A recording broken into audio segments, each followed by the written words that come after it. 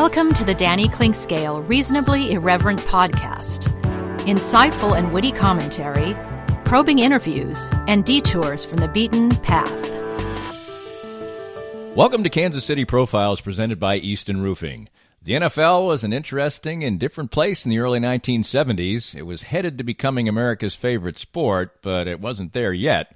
Monday Night Football debuted in 1970 and would have a large part in making pro football top dogs.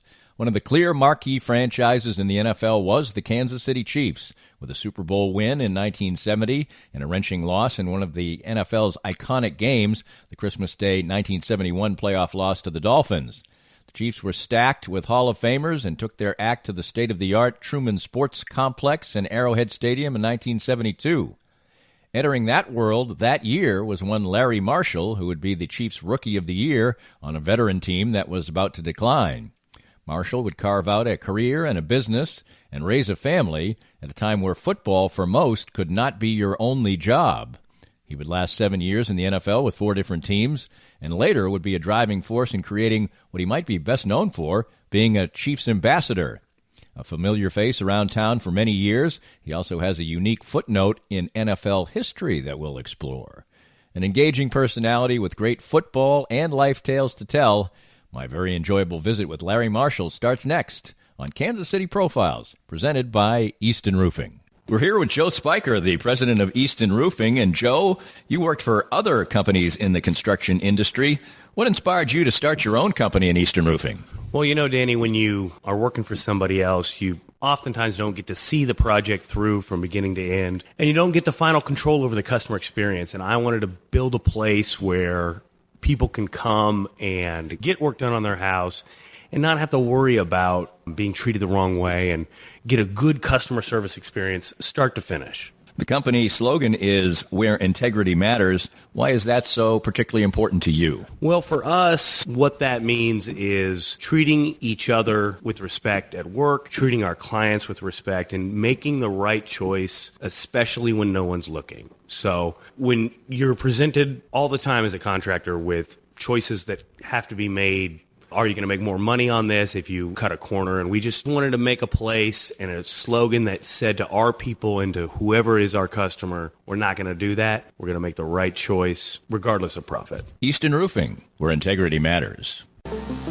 Sumner One is the company to make your office maximize efficiency. Their family of companies make up one of the largest independent dealers of office technology in the Midwest. They are proud to bring the best service and technology to top companies across the region. Sumner One can help your organization run more smoothly than ever. Sumner One printers, copiers, MFPs, managed print services, document management, infrastructure design, IT services, disaster recovery, and business continuity. Welcome to the one place where everything works. For more information, call Carl Little at 913-752-2256. For many people, a family law case will be one of the most difficult experiences in their life. The law firm of Kenneth McRae will help you through it. Personal and effective help from Ken in concert with you will develop a unique strategy for your unique case. As Ken always says, divorce can be civil law, not civil war. Licensed in Kansas? Visit McRaeLawOffice.com or call 913-972-4765. A pleasure on Kansas City Profiles to be joined by Larry Marshall, so familiar around Kansas City as a Chiefs ambassador and a great resident of Kansas City. But you are an East Coast guy, grew up in Philadelphia, raised outside of Philadelphia, and what was a suburban Philadelphia life like for a young guy in the late 50s, early 60s? Danny, it was, you didn't know any better. So it was, our whole world was in the little town that I grew up in. And for us, the proms, the spring dances and all that kind of stuff, we were actually about 58 miles from New York City. So we'd hop on the train and go into Coney Island and whatever for our proms. And then the summer months, we'd go down to Atlantic City and Ocean City and be on the beaches, whatever. And I used to tell my kids about it all the time. We literally would be down the beach for like 8 to 9 weeks, and it would cost us like $125 for the whole 8 or 9 weeks. And so they said, Dad, that's not right. I said, I'm telling you. So we used to cut grass or, shovel snow in the wintertime so we could accumulate enough money, and we'd go down to beaches for the whole summer. Well, that's cool. When you were growing up, what was your home life like? What did your parents do, and siblings and things like that? Yeah, unfortunately, my dad died when I was 7, left a wife and 3 kids. I have an older sister, younger sister. And then my mom remarried and had 4 more children after that, 3 girls and a boy. So basically I have 5 sisters and a brother. And the age difference, I had gone away. Once I got recruited, I ended up going to the University of Maryland. Those kids were all babies, so I really didn't grow up with them. And but we're still close together. They still all live back in the Philly area, and it's nice to see that they've grown into good, fine adults. What was the impact of losing your dad when you were just at such a tender age? I really can't, Danny. I really can't remember. I remember being at the funeral. There's little things that pop up into your head, going back that far. And, but I remember everybody talking about my dad and, what a great guy he was. And, he worked 2-3 jobs, and, he wasn't a drinker, wasn't a smoker. And, the cancer bug hit him, and it didn't take long for to take him. But that's the things I remember. The struggle now is, now that I'm older and I have kids and grandkids, you wish your parents were around to see, what you've done. So I think I reflect more on it now than I did back then. What was the adjustment like when your mom decided to remarry? That was a little strange. It didn't, but I could understand my mom. She's got 3 babies. Well, not that we were baby, but I think young children. Yeah. My sister was 12, I was 9, and the younger one was like 5 or 6, and didn't want to be alone. Her and my dad were, they were probably adolescent lovers. I think they knew each other from 12, 13, 14 years old. So, my dad was the only man, that she ever knew and was ever with. And I think she just got scared. And, but anyway, met this guy like a year later, got married, and it really didn't work very well with that. She ended up divorcing him after having the children and all. But, the way I look at it, the positive side of it is now, all 4 kids have done well, and they have their families. And so it couldn't have been that bad. What did you play all sports when you were a kid? Yeah, I did. Actually, baseball is my passion. I take a lot of risk that I've been a Yankee fan all of my life. And not only is that a bad subject here, but how about growing up in Philadelphia and being a Yankee fan? Right. So, in fact, I took my son back to the World Series game a few years ago when the Phillies were playing the Yankees. And I told my son Larry, I said, I'm wearing my Yankee gear. And when he goes, Dad, are you crazy? He goes, we're going to be in Philly Stadium and this. And literally the section that we sat in, we had great seats. And but I did get booed a lot because I had the Yankee stuff on. But it was great. It was a lot of fun. Who was well, if you are a Yankees fan, you probably had a favorite Yankee player. What was your Yankee when you were growing up? Without a doubt, Mickey Mantle. I tried to emulate him. Like I told you before, baseball was my passion. I played from the time I got up to the time I went to bed. There was a shot when I was in high school that Baltimore was going to draft me.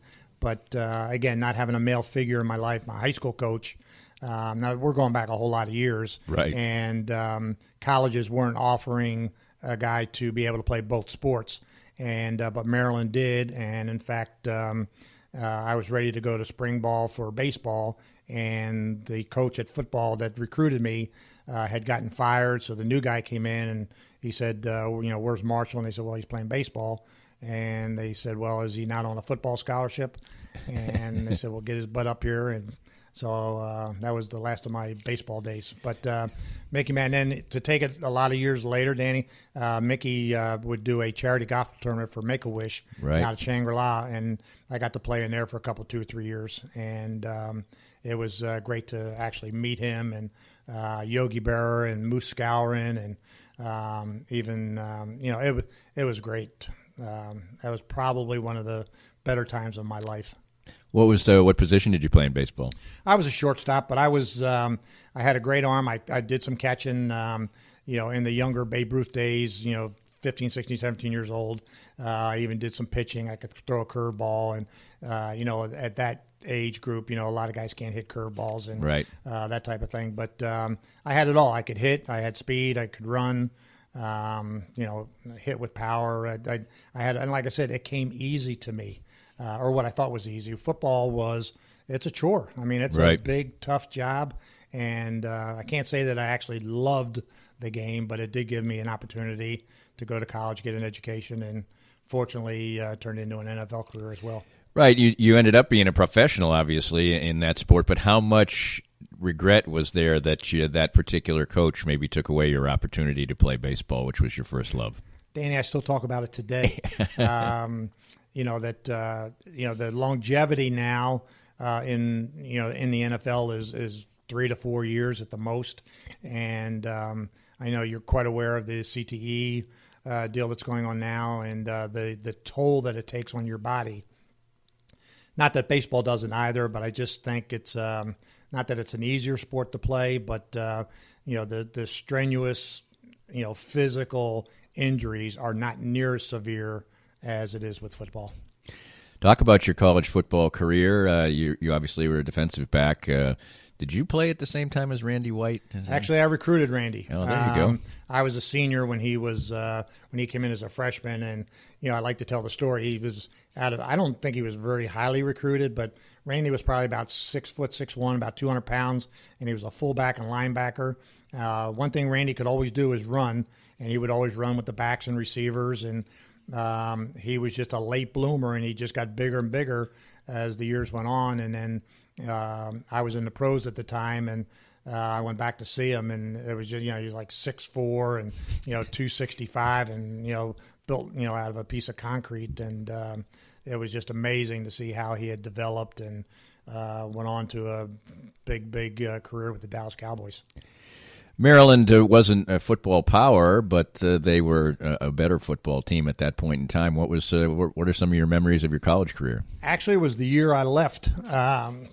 The coach that we had, we never won any more than 3 games my varsity career, and so that's why I really never thought that I would get drafted or had a shot at making it in the pros. But the schools that we played Miami, we played Florida, Penn State, Pittsburgh, Syracuse, and it seems that I always played real well against those schools, and I think the scouts that were out there maybe be looking at, I'll give you, for instance, we played Florida and actually lost on the last play of the game, but that's when they had John Reeves and Carlos Alvarez, right. And at that time they were the most prolific pass-catching combination in college football, and so my job was to cover Alvarez, and I said, boy, this is going to be a long day. And to give you a little history about that, too, I didn't play defense till my senior year in college. I had never played a down of defense. I was always an offensive player. And but anyway, held Alvarez to like 10 catches, but only for like 80-some yards. He didn't score and whatever. Like I said, we had a young running back that fumbled on the 2-yard line, or we would have beaten Florida that year. But I think that's the really reason I got drafted is I always played well against the bigger schools. So it comes time for potentially an NFL career. Now you're drafted in the 15th round. That sounds really bad, but there weren't as many teams then. But still, you were coming to a championship caliber team that was growing a little bit older at that time, but a coach who liked veteran players. What was it like coming to training camp for the first time for the Kansas City Chiefs? Pretty intimidating to see especially the first day of practice, and I got a little story about that. But to see the Len Dawsons and Buck Buchanans and Willie Laniers, Bobby Bell. I mean, I could go on and on and on. And but you know what? It's you're caught up in your own thing, and even though I was with a veteran club, they're basically a year removed from the Super Bowl, and I said, boy, what a great opportunity this is for me to try to make the team. I don't remember ever thinking about getting cut or not making the team or whatever. So my mindset was, this is going to be a great opportunity for me. Let's try to do the best we can. And the first day of practice, now that's I'm on defense, and I was playing strong safety at the time. Our 2 tight ends were Willie Frazier We got him from Houston, 6'5", 250, and Morris Stroud, who was 6'10", and Right. whatever.